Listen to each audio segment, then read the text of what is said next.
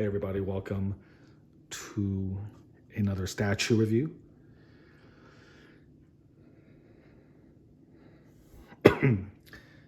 It's been a long time since I've done a true statue review. I've been doing a lot of reviews of Master Replicas lightsabers, which I've kind of fallen in love with, in case you haven't noticed. Very, very rare, beautiful, sought after, and have kept their value, pretty well. As compared to the statue market, which I think is in a little bit of a troubling stage of transition here.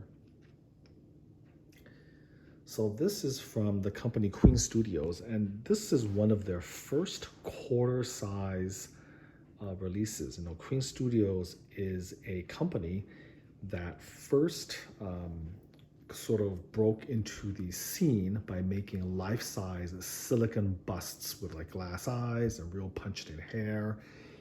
And they made their mark by, kind of making these really awesome-looking, realistic, life-size busts of famous characters. They did a unlicensed Wolverine, with a Hugh Jackman, Logan Wolverine. That was amazing.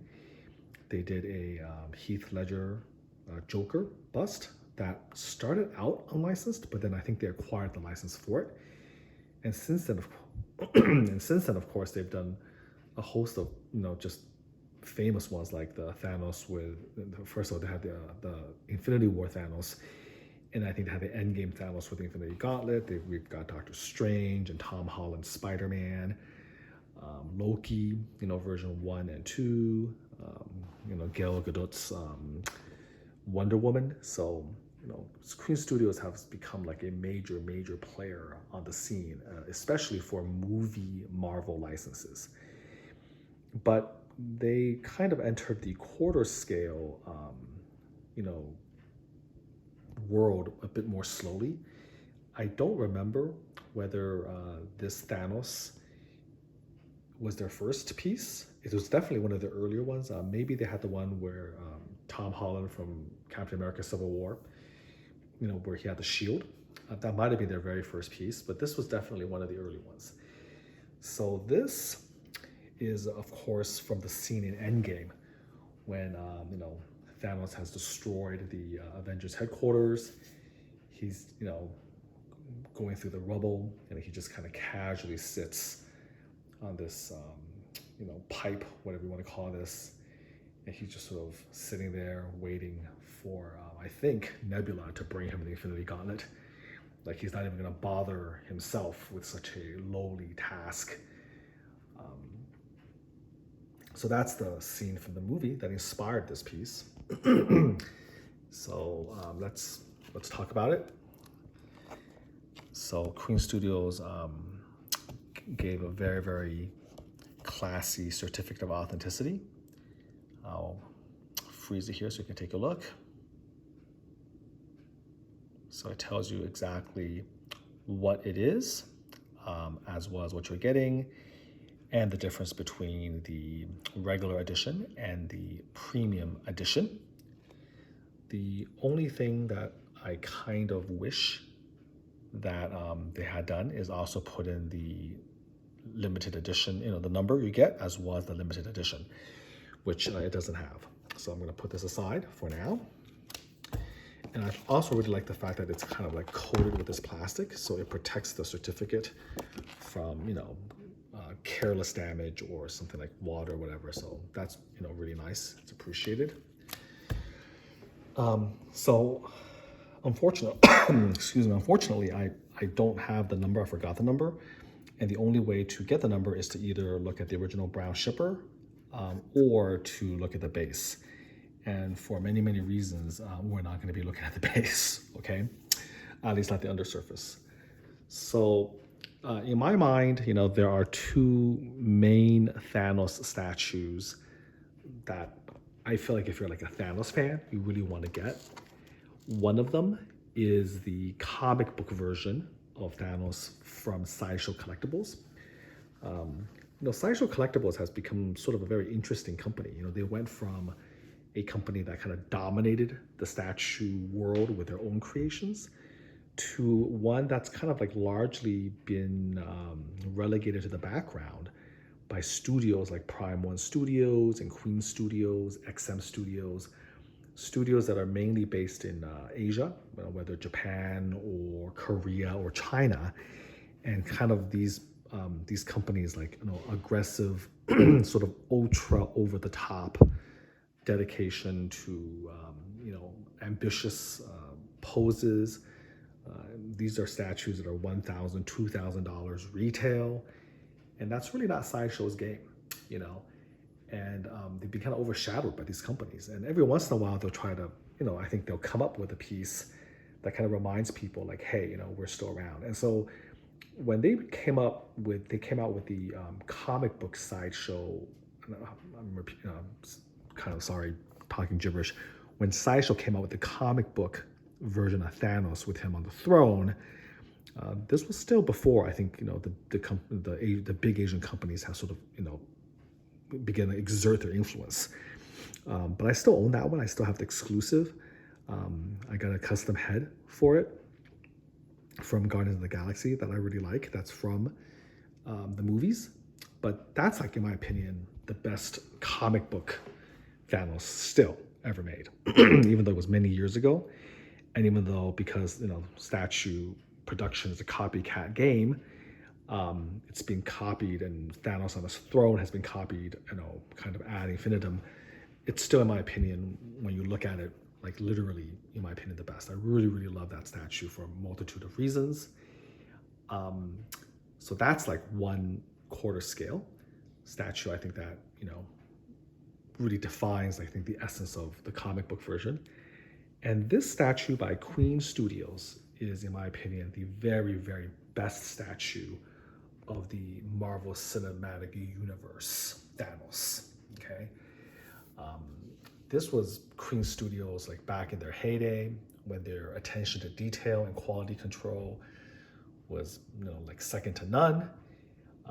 They've since, slipped a little bit, as all studios must slip and will slip inevitably over time as they get bigger and bigger. But this was back when they had, a lot smaller, I think, range of licenses, and they were really, paying attention to the details. And we're going to go over why this is so amazing. For one thing, I think it just beautifully, in the pose, kind of shows the majesty of Thanos, in the sense that, first of all, the pose is just so accurate to the scene from the movie, but secondly, only Thanos can turn, like, a piece of broken rubble pipe into a throne. So, for a while, their throne statues were all the vogue. There's, like, throne, and everyone's on a throne. And, this actually is technically not a throne, but Thanos turned this rubble into a throne with the way he's sitting, how massive he is, his expression. It's kind of like this quiet menace and supreme confidence, and I think that's what makes the art direction and the concept of this piece so magnificent. Is that, he's not in a ornate room, he's not on his ship. Thanos obviously does have a throne, but that's not the scene that we are, we're being shown in this depiction. What we're being shown is that actually, Thanos makes the throne. With his presence alone, wherever he's at, he brings all of that gravitas. He brings all of that power and that strength. And wherever he sits, he turns whatever he sits on into a throne, which I think is, it's just an amazing concept, and, so wonderful. And the movie was the one that was kind of trying to show you that, and Queen Studios really did an amazing job pulling it off. So normally, when I'm talking, I'm trying to move him around. So I'm trying to move the statue I'm reviewing around so that, while I'm talking, rambling, you can at least enjoy sort of all the different angles. But he's kind of difficult to do that. I swear to you that this statue, all put together, is probably like at least 50 pounds, is my guess, maybe even more. It's incredibly heavy. The base is huge, and this is my largest turntable, and he barely fits on it. So he's dangerous. I mean, like, you have to figure out a place to put this guy where he won't kill you, in case he falls, where he won't shatter your display case. So it's not a simple thing actually to decide where to put him. I think a lot of people are going to have issues. Okay, but let's just kind of start again with the base. So this is the rubble of the Avengers headquarters. You can see here all of the nice detail with the broken like tubing. You can see all of the wonderful weathering and texture and detail. You can see the metal interspersed with dirt. Now, most statues give you rubble because you can get away with a lot more in terms of the detail of the sculpture and the paint apps. So it always kind of amuses me when reviewers online on YouTube talk about kind of like how good the dirt is or whatever, because, at the end of the day, it's just dirt. But I have to say that they really did an amazing job sort of adding in all the little pieces and doing all the work. So I really do believe that this is rock, pebbles, brown dirt interspersed with metallic debris. You can see all of these things that are put here. You can see the metal, the little pieces from the doors. It's just done remarkably well, This part here that's holding his, I don't even know what to call this, holding his sword. This is actually on a separate base, and you have to actually, put it together like a jigsaw almost. If you're wondering what this little piece is right here, that's where this goes, by the way. This will be in the box, and this is the one piece where you're like going to be asking yourself, where does it go? Where it goes at the base to help hold the sword in place. So take a look here again. The wonderful weathering of all of these. This is, I think, also, yeah, it's all magnetized. It all kind of fits together. So this is another chunk of debris that's placed. Going to the back now. Again, you can see all the steel girders. Look at this huge pipe that he's sitting on. Just take a look at the paint job, the weathering. They could have gotten really lazy on this. The factory did this, but they didn't. Look at all the sculpture. Look at the details of the big screws. Look at that right here. You can see the various girders sticking out. We can turn back a little bit. So just a remarkable piece. And of course, this can go all the way through. I can put my entire arm through there to give an idea of the mass of this thing, how huge this is. Look at the details here. So you can also see the oil. They actually cared enough to show you some of that. I don't know whether that's oil or blood actually, but I'm gonna say it's oil. But again, they did a fantastic job with the paint. We're almost all the way around. So, that's the base that Thanos is sitting on. Just remarkable. So now let's talk about the sword before we get to the main man himself. So check out the detail of this thing. And then of course the helmet just kind of casually, placed on the sword. This actually, one of the criticisms, by the way, of the original sculpt was they felt that this was too small to actually fit on the head. And actually somebody, I think, modified it and was actually proved that you could put this helmet on the head and it fits perfectly. And the only reason it looks like it's too small is just because of forced perspective, because Thanos is sitting so much closer, to our cameras than the sword. And so it looks small, but it actually isn't, okay? So like if you were to take this off, look at the inside, and then we can kind of see the attention to detail of this helmet.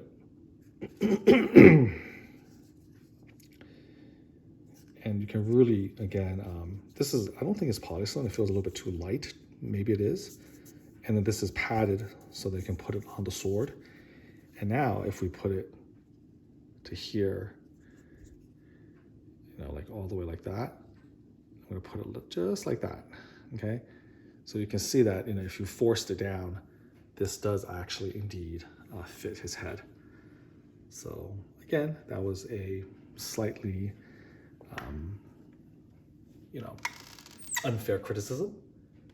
Now look at the detail of this massive battle blade, the weathering.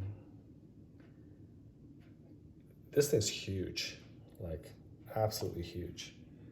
You can see that it slots very securely into the space.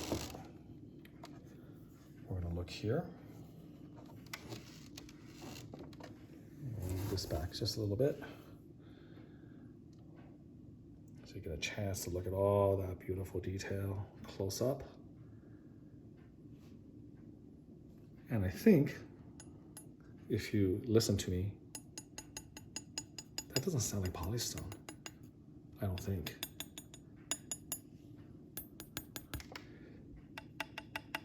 I don't know.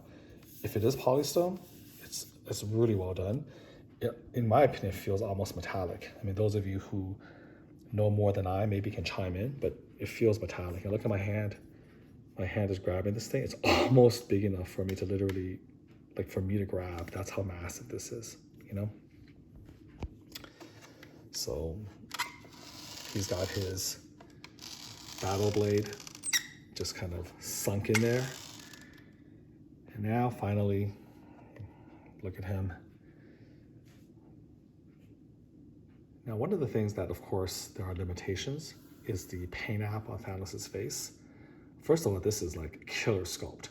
I mean, I don't know whether this was freehand sculpted or digitally scanned, but this is like in my opinion, this is 100% screen accurate likeness of Thanos from Endgame and Infinity War. Like, it doesn't get better than this. This is just like insane. I'm trying to look at it from the side. I mean, just crazy levels of detail. I mean, if you want to nitpick, maybe the ear, the anatomy of the ear is a little off. I mean, it could be a better looking ear. You know, they kind of get it right in general, but as an ENT doctor, I mean, I can nitpick a little bit that the ear anatomy is a little bit inaccurate, I would say. But everything else, that's amazing. Look at his eyes.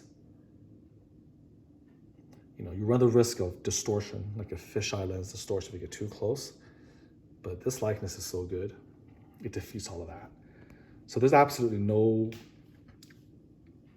complaint at all with the likeness, right? One criticism, maybe because of his hue, right? He's purple. There really isn't a whole lot of things you can do with the paint app to give it a whole lot of shade. I mean, they put in a little bit of texture. You can see some of the wrinkle lines, maybe a little bit of scar here or there from past battles, but it's just pretty uniformly purple, right?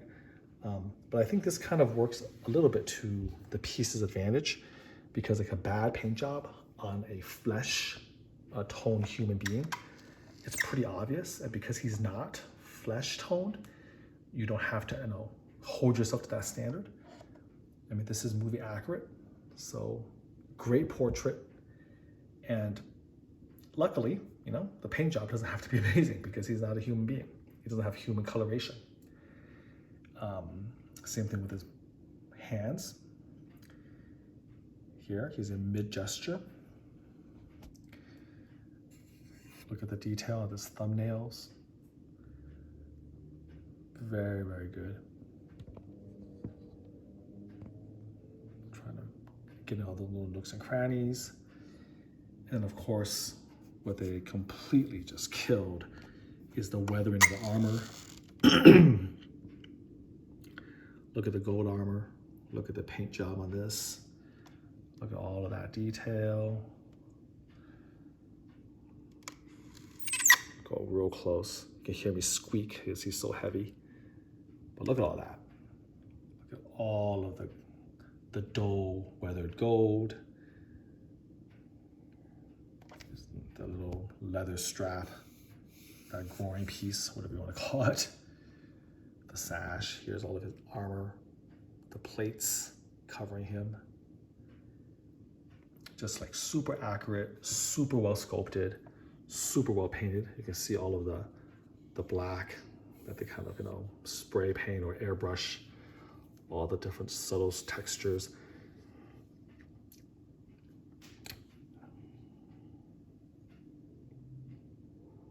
And they didn't have any sloppy lines here. You don't see purple on the black and gold and vice versa. They obviously masked and took the time to mask it very well. I'm trying to figure out which is the best way to turn this guy. Let's look at the back. Look at that, same thing. Still have a little bit of styrofoam.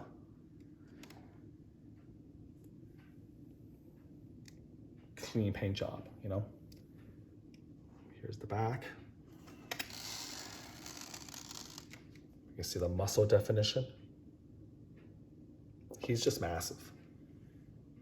And they do a great job of showcasing his massiveness.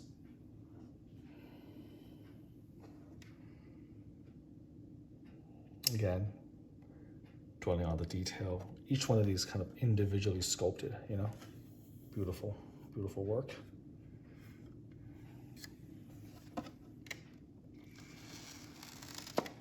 When Endgame, was basically breaking records and becoming the highest grossing movie of all time, all these companies was jumping on the hype wagon, making so many statues, so many poses. I don't think it's controversial to say that this is like the best Avengers Thanos piece made. And frankly, I don't think it's even close. It's not even close. Now, it may not be the best Thanos piece or collectible ever made. I think it would be really hard to beat the Queen Studios 1-to-1 scale torso of Thanos with the Infinity Gauntlet. But,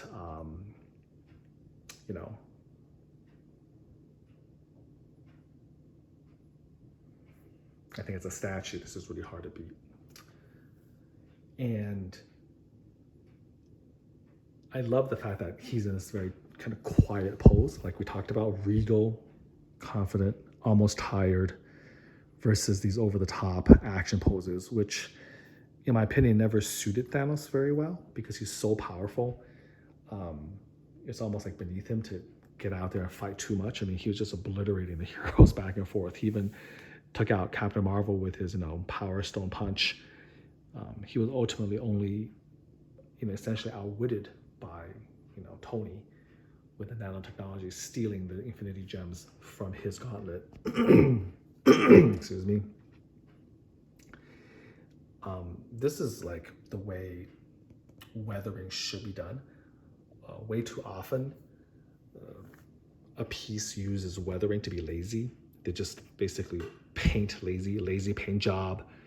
It just like looks like just very, very artificial, unrealistic dirt. But they didn't do that. They really lovingly went over every single little bit and gave it like, realistic wear, realistic damage, realistic dirt and smudges all the way through. So again, overall, just an amazing like diorama almost, not really a diorama, but kind of a diorama. The whole picture of him sitting there, with his huge battle blade next to him. And then, the helmet. Let me see if I can put it back on. Shouldn't be too difficult. I think just kind of does this. There it goes. So the premium edition, which is what I got, comes with this helmet that you can put on the blade as an accent piece, which is great. And it comes with a change of head. Now in previous reviews, if you follow me all this time, I've gone, on record and talked a lot about the fact that I don't like change outs too much. Um, excuse me. I think that just creates like more clutter, more heads and hands that we need. It increases the price. It's just silly. I talked about the fact that you want to respect a artist's vision, and I want the artist to take a chance. I want the artist to give us a vision and not try to be like Hot Toys and give everything to everybody. I know that that's a bit of a risk, but this is what I prefer. And I've talked about that with my J&D Studios reviews, where I really love the fact that I don't think with any, there's no exceptions. All of J&D's statues, usually it's just like, hey, you know what? This is what you have. This is what you get. We're not going to have you change things out. This is a work of art. And a work of art, you don't get to take out Mona Lisa's smile and put in a frown. That's not the way it works, okay? Their one exception, which we'll get to, is the J&D Studios Dark Knight, where they released a version where you could, change the Bruce Wayne head from the Dark Knight cowl. But, I guess that was their one exception. But even then, if you want to get the best version of that, which is the dual set, it has Bruce Wayne in street clothes and there's no change of head. So Queen Studios did give us a change of head. This is my one criticism, which is almost like funny. So one thing that's really nice is because they decided to give us a change of head, and this is another pet peeve, and it's good. I give Queen Studios credit. They gave you a little stand for him, right? So I hate the fact that companies like SciShow, XM Studios, or Prime One gives you 4 heads or 5 heads of these custom groups. And then what do you do with the heads? It's like so, laughable that there's nowhere to put them, and there's no actual stand. And so it just, again, becomes more clutter. So if Queen Studios is going to give us another head and force it on us, at least they give us a nice little stand so we can put the head. And to be fair, this is the premium edition, which means that there is an option where you can choose just to have the regular version, which has absolutely no change of head. And I think this is actually the regular version. I think this is actually the premium. But then if you get the regular version, you're missing out on this really, really cool helmet up there as well. But here we go. This is magnetized.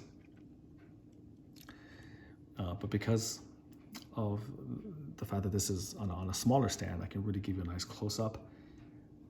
Eyes are painted very nicely. They're very small just because of where the character is. But here we go. I'm just laughing because I'm going to take it off. No, seriously.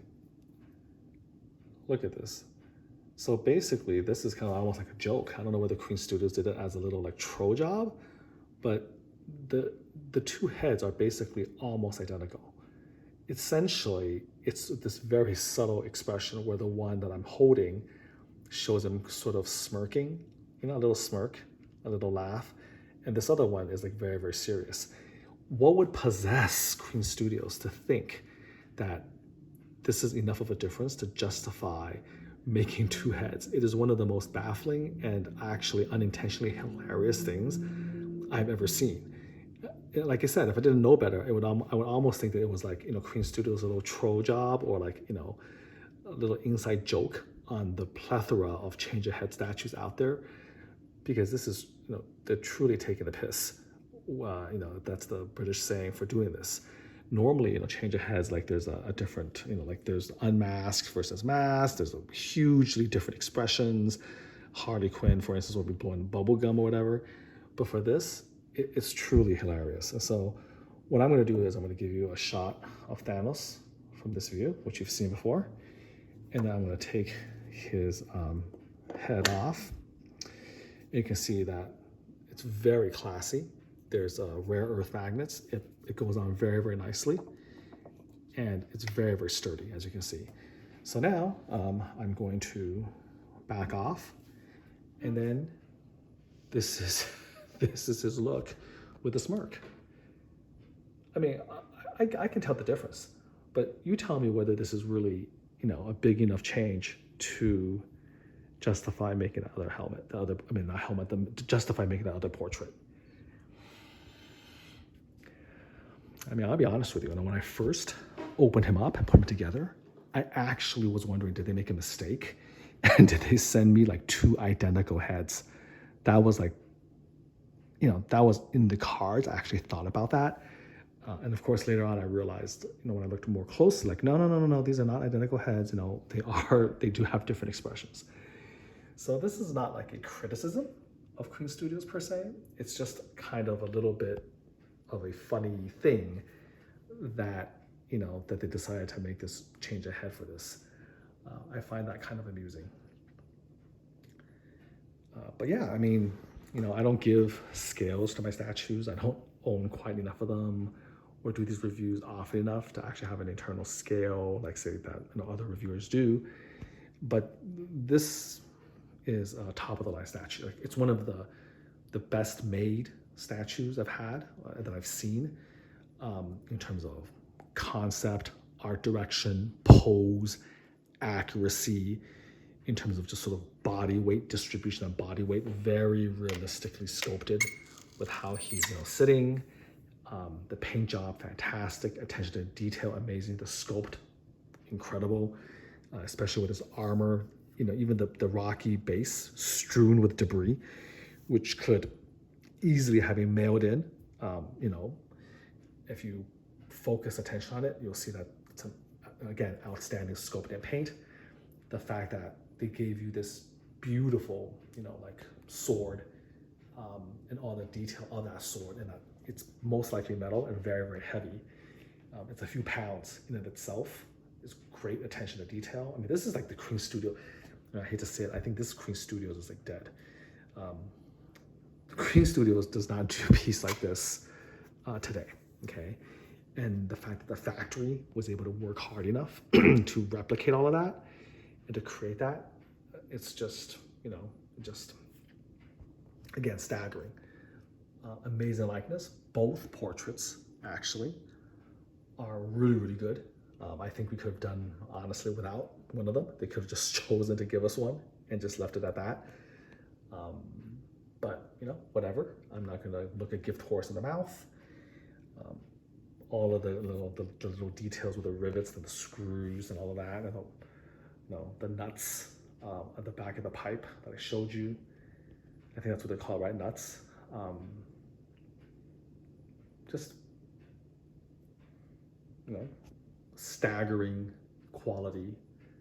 And then the weight is just, frightening. Like, I don't actually have the strength to move him all put together. I have to take him apart and move him piece by piece. That is how, heavy this is. So there's definitely this weight to him. Definitely he's the sort of statue where, the expectation is you're not going to be moving him. You're going to sit him down in a place and then he's going to be there for a long, long time. And that was the case with me. And I'm afraid to move him still. He's been on my kitchen countertop for like the better part of, I want to say even a year. He's never left. He's just been sitting here. And now I'm going to have to move him. So we'll have to see what I do. But in any case, this is, again, a pretty remarkable work of art. And definitely, kind of like almost a partner to the sideshow Thanos. It would be pretty just badass doing a review where the two of them are sitting next to each other or facing each other. That would be pretty amazing. And maybe I will do that in the future if I ever have the time to get the other Thanos out of its display cabinet. It would just be really, really difficult to do, but it will be a hell of a review and a really, really cool thing to see the movie Thanos and the comic book Thanos, one on a real throne, the other one on his on his pipe, but kind of giving you the throne vibe, and the two of them next to each other, I think would be a pretty amazing sight that I haven't seen. I mean, I know there's people out there who own both because they're two such incredibly popular characters, but I haven't seen a video review, and to be fair, I haven't searched, but I haven't come across a video review that showed both of those Thanoses next to each other. I think that would be pretty amazing to see. But yeah, this is, I think, definitely one of the best statues, period, ever put together. Definitely showed that Queen Studios was for real at the quarter scale statue scene. And of course, from there, they branched out to half scale, right? They're all over the place now, 1:1 scale, half scale. I think definitely, in terms of the breadth of their work, as well as the quality, Queen Studios is probably, in my opinion, number one in the industry in terms of just their ambition and what they're willing to do, the insanity that they're willing to do.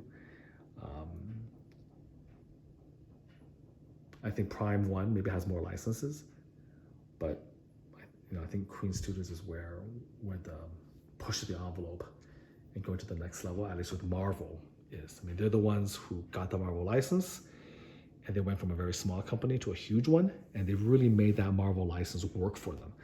So you have to give them credit for that. They didn't drop the ball. They didn't go bankrupt. They took that Marvel license and they took advantage of it and created some must-have collectibles. So definitely one of the best statues that's being made. Shows that not all of the great statues have to be custom. This is a licensed piece, one of the best statues made, and without doubt, like the best movie Thanos statue ever conceived, ever executed. Absolutely amazing. So if you have a chance to get him, I think you can get him for still pretty, acceptable price, again, because the statue market is completely oversaturated. A lot of statues lose value. I think he's going to hold his. I think 1,000, right? I think 1,000 will still get it done for this guy, which is not too much over retail, and especially when you consider shipping. So again, if you have a chance to secure him, especially the premium version with the helmet and the change of head, and I think that would be absolutely, you would not be disappointed. Okay, so thanks for going through this statue review, my first one in many, many months. But I think hopefully I gave you the detail that this guy deserves, both the front and the back. Before we end the review, one last time, look at these nuts over here. Just turning him around one more time. You can see it from the back side.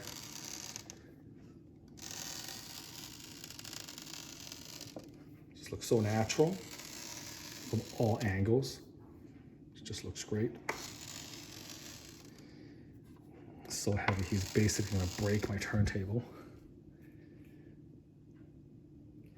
All right, very good.